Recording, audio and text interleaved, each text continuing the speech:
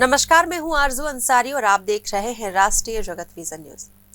पूर्व मुख्यमंत्री भूपेश बघेल ने तीखे अंदाज में बयान देते हुए कहा कि बीजेपी चाहती है कि वो शरणागत हो जाए, लेकिन वे हेमंता बिस्वा शर्मा नहीं बनेंगे।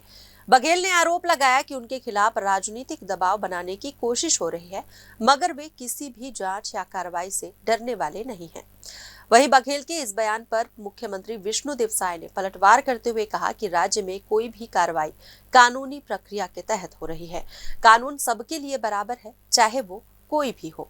नहीं कि अब देश की जनता, प्रदेश की जनता जान चुकी है कि ये राजनीतिक लाभ लेने के लिए विपक्षी दलों के नेताओं को टारगेट करो ताकि उसकी पार्टी बदनाम हो, उसके नेता बदनाम हो।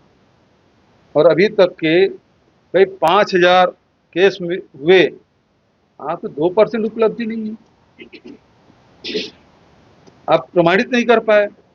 और ये भी आपके पास है कि जितने लोगों पे आरोप लगा और भारतीय जनता पार्टी में शामिल हुए, सारे केस खत्म। ये मुझसे भी उम्मीद कर रहे थे कि मैं भी भारतीय जनता पार्टी में चल दूं, के शरणागत हो जाऊं। हमारे पास केस भी नहीं है। केस 2021 से चल रहा है, 4 साल से केस ही चला रहे हैं, जांच ही कर रहे हैं, जांच ही कर रहे हैं। तलवार तो लगी, कौन डरता है जी? जो डरने वाले शरणागत हुए, हेमंत बिस्वा शर्मा नहीं है हम लोग, समझे ना। कैसे देखते हैं? अब कानूनी प्रक्रिया है, अपराधी किसी अपराध में फंसेंगे तो कानूनी रूप से जो भी अपराध उनके ऊपर कायम होगा, तो कोई भी रहे, कानून तो सबके लिए बराबर है। सर, राजनाथ।